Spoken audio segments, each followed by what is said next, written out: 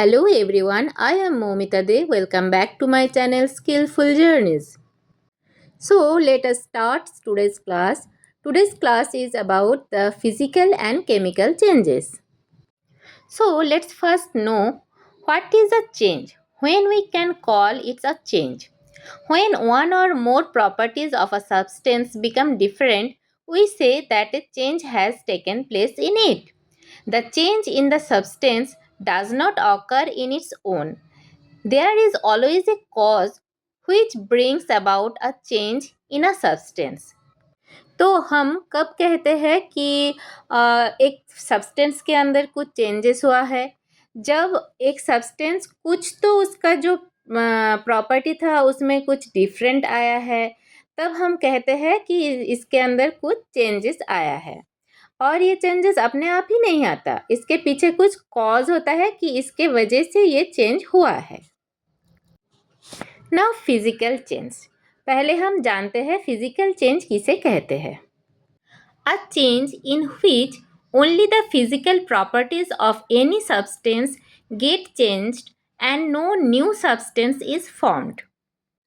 So, physical changes are changes in which only the physical properties like shape, size or state of a substance change but the substance is itself remains the same.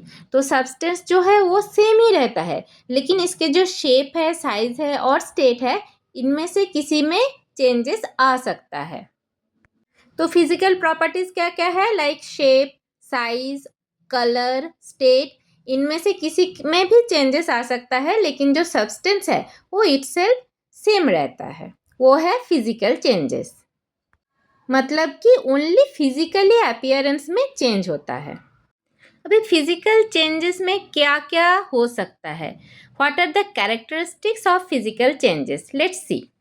The first one, it can be reversible और irreversible. जब physical change होता है तब कभी कभी ये reversible भी होता है कि ये पहले की स्टेट में वापस आए, और कभी कभी ऐसा भी होता है कि वापस ना आए, लेकिन ओनली अपीयरेंस में ही चेंजेस आए. Physical change is a temporary change. ये टेम्पोररी है, कोई परमानेंट नहीं है. No new substance is form. इसमें कोई न्यू सब्सटेंस का फॉर्मेशन होता नहीं है. No change in chemical properties. Chemical property में भी कोई चेंजेस नहीं होता है. Only change in physical properties. तो in physical changes only physical properties can change of a substance. Now let's see example like the melting and freezing of water. The melting of ice is a physical change. The freezing of water is also a physical change. यहाँ पे क्या होता है, जब ice melt होते हैं ये temporary change है. ये फिर से हम अगर फ्रीज में रख दे तो ये फ्रीज हो सकता है और फिर से आइस बन सकता है वाटर से. अभी जो फ्रीजिंग ऑफ वाटर है तो ये भी फिजिकल चेंज है.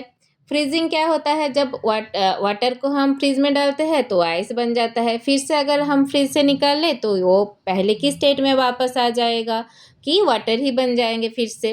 तो ये टेम्पोररी चेंजेस है. तो this is one of the most common example that melting and freezing of water, melting of ice and freezing of water. अभी जान लेते हैं कि केमिकल चेंजेस क्या है. A change in which new substance is formed and which cannot be reversed by reversing the condition is called chemical change. Change in the chemical properties of a substance. तो chemical change में क्या होता है, इसको पहले जैसे form में हम वापस में नहीं ले जा सकते, और इसका जो है अंदर का जो केमिकल प्रॉपर्टीज़ है वो केमिकल प्रॉपर्टीज़ में ही चेंजेस आ जाते हैं. तो केमिकल चेंजेस का एग्जाम्पल क्या आएगा, जैसे कि the burning of paper. Paper को हम एक बार बर्न कर दे तो वो वापस अपने स्टेट में नहीं ला सकते हम. कुकिंग ऑफ फूड, एक बार हम खाना पका ले वो भी केमिकल चेंजेस हो जाता है, पहले जैसा नहीं बनेगा फिर से. Digestion of food, neutralisation reaction etcetera. Okay, तो इनमें क्या होता है कि पूरा पूरा चेंजेस आ जाता है सब्सटेंस के अंदर में, और इनको पहले जैसा हम रिवर्स नहीं कर सकते.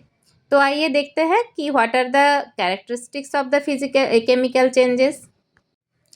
Formation of new substance, production of sound, evolution of gas, change in color, new odor, adsorption और release of energy।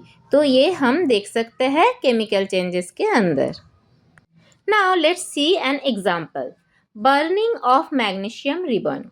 When a magnesium ribbon is heated, it burns in air with a brilliant white light to form a powdery ash called magnesium oxide. This magnesium oxide is an entirely new substance. Hence, the burning of magnesium ribbon is a chemical change. तो जब हम magnesium ribbon को heat करते हैं, it Burns with air with a brilliant white light and क्या form करते हैं, एक ऐश पाउडरी ऐश फॉर्म करते हैं जिसको हम कहते हैं मैग्नीशियम ऑक्साइड। इसको हम वापस वो अपने स्टेट पे नहीं ले जा सकते, ये पूरा एक नया सब्सटेंस बन जाता है। तो यहाँ पे हम कह सकते हैं कि ये पूरा एक केमिकल चेंज हो गया। Reaction between baking soda and vinegar. When baking soda and vinegar are mixed together, then bubbles of carbon dioxide gas are formed, along with some other substances. This carbon dioxide is entirely new substance. The reaction between baking soda and vinegar is a chemical change because new substances has formed. तो हम जब baking soda के साथ vinegar mix करते हैं तो carbon dioxide gas मिलता है जो कि पूरा एक एंटायरली न्यू सब्सटेंस है। तो इसको हम केमिकल चेंज कह सकते हैं। Lime water test. Lime water is calcium hydroxide solution. When carbon dioxide is passed through lime water, then calcium hydroxide combines with carbon dioxide to form a white solid, calcium carbonate, which makes lime water appears milky. So the reaction is CaOH2 plus CO2. So what we will get, CaCO3 plus H2O.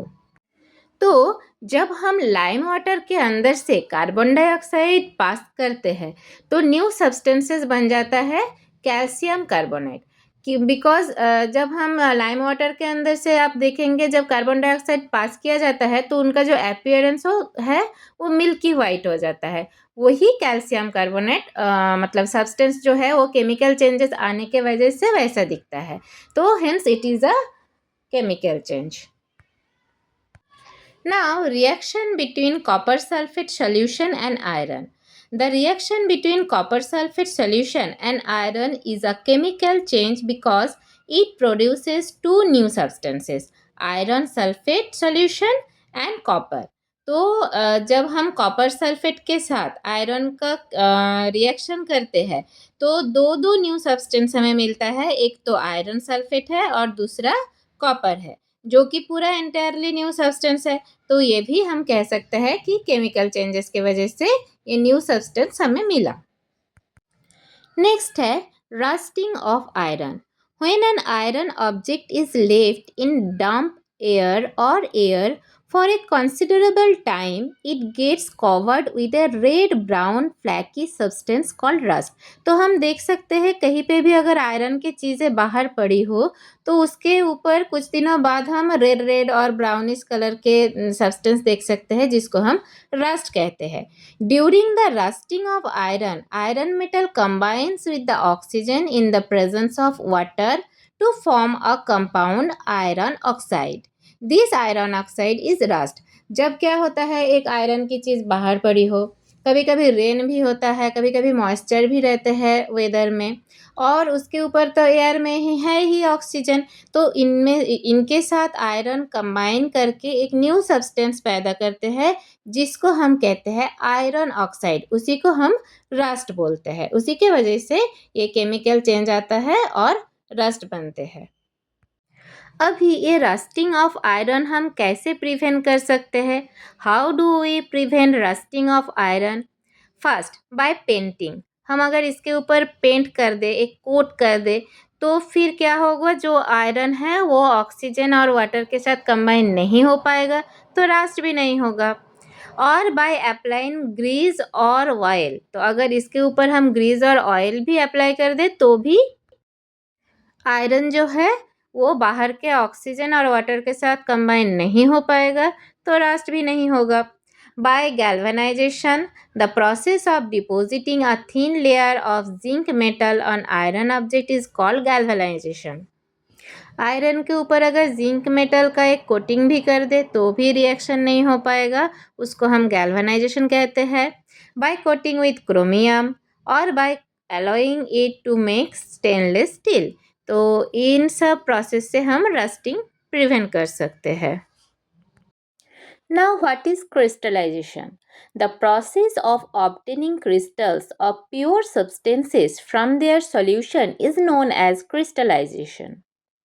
तो जब solvent और impure solid is mixed, जब वो दोनों mix रहे तो हम कैसे सेपरेट कर सकते हैं? हम पहले हीट करेंगे तो सॉल्वेंट जो है वो मोस्टली एवपोरेट हो जाएगा, तो उसके बाद जो हमें मिलेगा उसको हम कूल डाउन करके फिल्ट्रेट करके क्रिस्टल निकाल सकते हैं. तो इस प्रोसेस को हम क्रिस्टलाइजेशन कहते हैं. So previously already we have done with the chapter separation of substances, जहाँ पे हमने देखा है what are the process of separation. So crystallization is also a process of separation from which we are getting a crystal of a substance.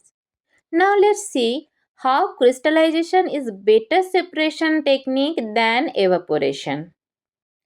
The process of evaporation is not good technique of separation because the soluble impurities do not get removed in the process of evaporation of a salt solution, so the salt obtained by evaporation is not pure. The crystal of salts obtained by the process of evaporation are small and the shape of crystals cannot be seen clearly. तो evaporation technique से जो हमें मिलता है वो उसमें impurities पूरी तरह से जाते नहीं हैं एंड हमें जो क्रिस्टल्स मिलते हैं सॉल्ट के वो बहुत छोटे साइज़ के मिलते हैं. Also you are not able to see the shape of the crystal clearly also. So this was all about the chapter physical and chemical changes. You can make notes from here. Hope you have understood the chapter. Thank you.